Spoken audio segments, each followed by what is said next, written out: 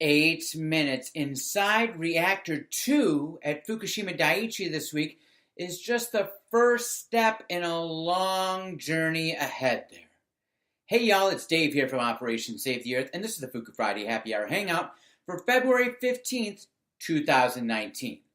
As we close out Year 8 of the Fukushima nuclear disaster in Japan, what's readily apparent is that we've hardly accomplished anything at the plant site at all in any of that time.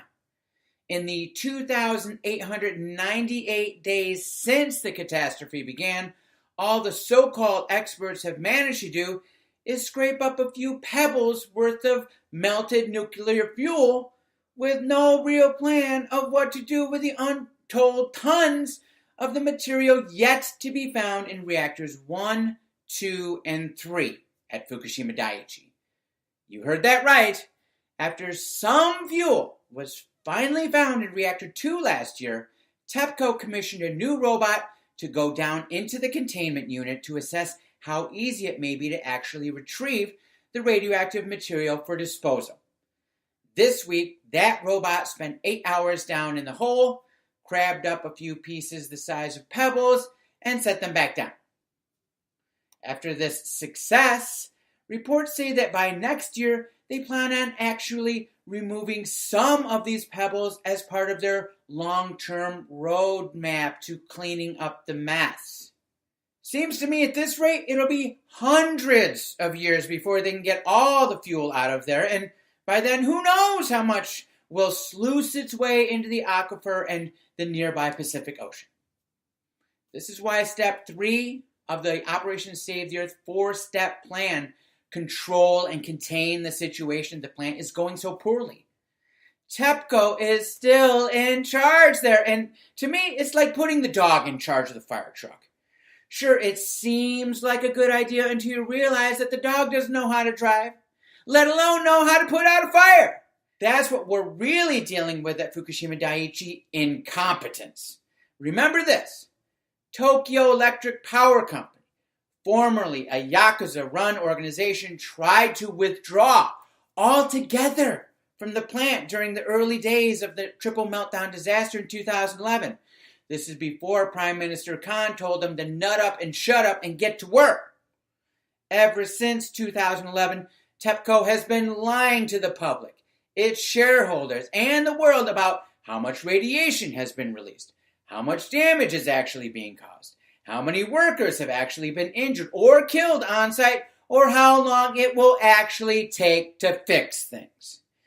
They said 30 to 40 years to decommission. A 60 Minutes report last year put it closer to 50 or 60.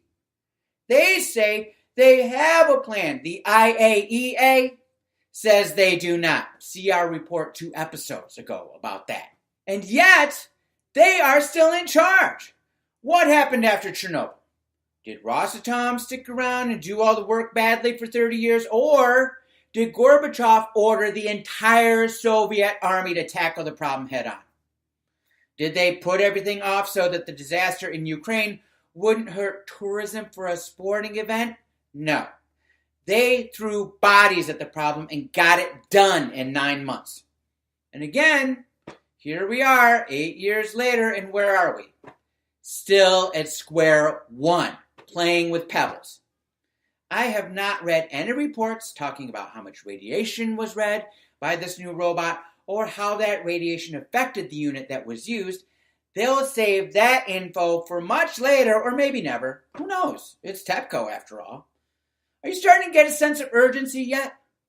This forever problem at Fukushima isn't going away by itself, and waiting until after the Summer Olympics in 2020 are over isn't helping anyone except TEPCO and their nuclear power cronies, who are still soaking up your tax and ratepayer dollars like a Hoover. Guys, what we need to do is turn that urgency into action by joining the FukuFriday crew today. You can do that. If you've not already signed up, what do you got to do? It's easy. Go over to our website at operationsavetheearth.com. Begin your journey. Take step 1 of our 4-step plan. Educate yourself. Safeguard yourself from radiation. Do more about the situation yourself. And then that way, everyone else around you can learn by your example, right? Then when you're ready to learn more, sign up for our free weekly newsletter. Just send me an email at info@operationsavetheearth.com and I will put you on that mailing list. And then also follow us on Twitter. That's at OSTE, 8 minutes all spelled out. That's where you're going to get all the latest Fukushima news of the week right there. Now, when the disaster began in 2011, I assumed, like many others did at the time, that Japan was smart and they had robots to take care of this kind of problem. Come to find out, those robots are only in the cartoons. We have not yet invented robots capable of doing the work necessary at a nuclear disaster site, and apparently we're a long way off from such a thing occurring. In the meantime, let's take the steps we need together to get to where we need to be in a world free of nuclear tyranny once and for all. So until next time, this is Dave saying peace and good fortune to everyone. Take care till then.